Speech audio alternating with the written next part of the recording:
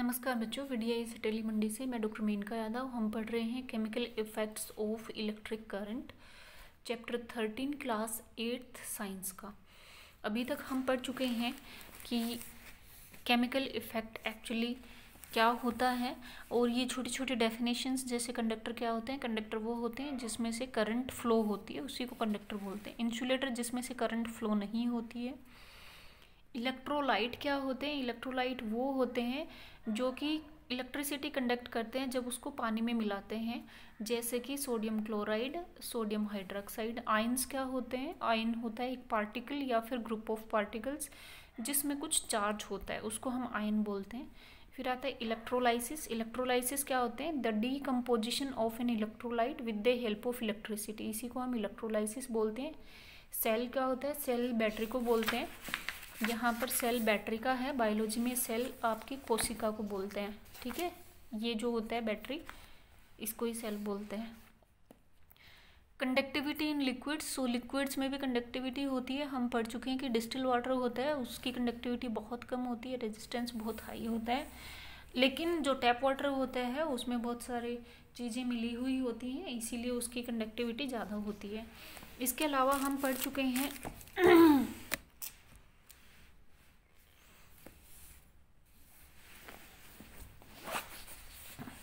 चुके हैं LED, light emitting diode. पहले हम पढ़ चुके थे कि टेस्टर होता है, तो उसमें करंट फ्लो हो रही है कि नहीं, उसको टेस्ट करने के लिए टेस्टर होता है। उसी तरह से एलईडी होती है, एलईडी लाइट इमिटिंग डायोड को बोलते हैं।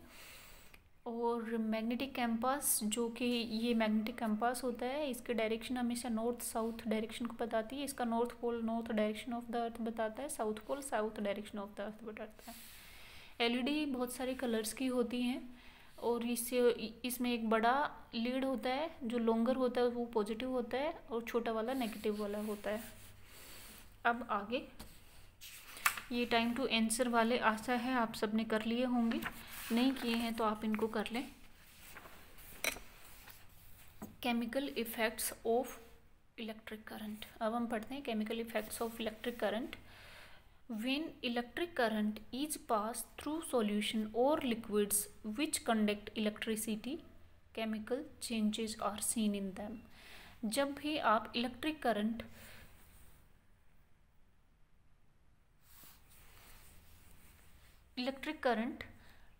सॉल्यूशन में या लिक्विड्स में, जो कि इलेक्ट्रिसिटी को फ्लो करने में सहायता करते हैं, तो केमिकल चेंजेस उनके अंदर हो जाते हैं। Two processes which illustrate the chemical effect of electric current are electrolysis and electroplating.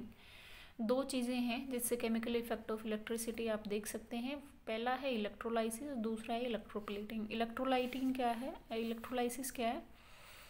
It was William Nicholson, a British chemist, who showed that if electrodes are immersed in water and current is passed, bubbles of oxygen are formed on the electrode connected to the positive terminal of the battery, जिसको हम बोलते हैं anode.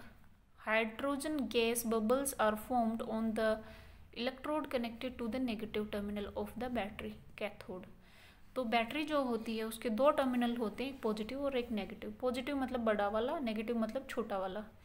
और जो आपका cell होता है, cell में एक तो होता है बिल्कुल छोटा सा बटन सा यहाँ पे आगे, और एक सेल के पीछे पूरी प्लेट जो होती है वो मेटल की होती है। तो पीछे जो होता है वो नेगेटिव होता है, आगे वाला पॉजिटिव होता है। तो विलियम निकोलस एक ब्रिटिश केमिस्ट था। केमिस्ट वो होते हैं जो केमिस्ट्री की ज़्यादा स्टडी करते हैं, उनको केमिस्ट बोलते हैं। केमिस्ट्री से रिलेटेड स्टडी करने वाले।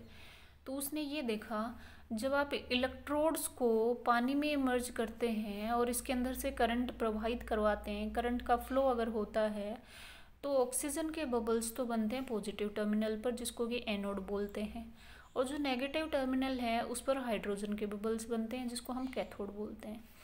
The decomposition of an electrolyte by passing electric current through it is called electrolysis. So जो इलेक्ट्रोलाइट का डीकम्पोजिशन है, जब इसमें से करंट प्रवाहित करते हैं तो उसको ही हम इलेक्ट्रोलाइसिस बोलते हैं। इट में result in the formation of gas bubbles. इसकी वजह से ही गैस बबल्स बन सकते हैं कभी कभी, There is a change in color of the solution. Sometimes a deposit of metal can be seen on the electrolytes. तो कभी कभी गैस के बबल्स बन सकते हैं, कभी कभी कलर में भी चेंज हो सकता है, कभी कभी ऐसा भी हो सकता है कि इलेक्ट्रोड जो एनोड एंड कैथोड हैं, पॉजिटिव एंड नेगेटिव हैं, उनके ऊपर मेटल डिपॉजिट हो जाए, मेटल की लेयर डिपॉजिट हो जाए। अब नेक्स्ट आता है यूजेस ऑफ इलेक्ट्रोलाइसिस। इलेक्ट्रोलाइसिस के क्या क्या यूजेस हैं। तो ये जो एक्टिविटी है ये आप घर में आपके पास सेल रहता है, वहाँ से आप करके देख सकते हैं। बहुत सिंपल है। सेल मतलब कोई भी बैटरी का सेल निकाल सकते हैं आप। अब आगे इलेक्ट्रोलाइसिस के क्या क्या यूजेज हैं हम पढ़ रहे हैं। It is used for the extraction of metal from the ores. Ores होते हैं जिसके अंदर मेटल के साथ साथ और भी बहुत सारी चीज़ें होती हैं, उसको बोलते हैं ओर्स। ठीक है, अयस्क बोलते हैं इसको हिंदी में। अयस्क मतलब धातु भी है और भी बहुत सारी चीज़ें हैं, तो उसमें से धातु सिर्फ मेटल सिर्फ निकालना है तो उसको बोलते हैं, वो इलेक्ट्रोलाइसिस से कर सकते हैं। दूसरा, it is use for the manufacture of chemicals like chlorine gas, hydrogen gas which are used in industries on large scale.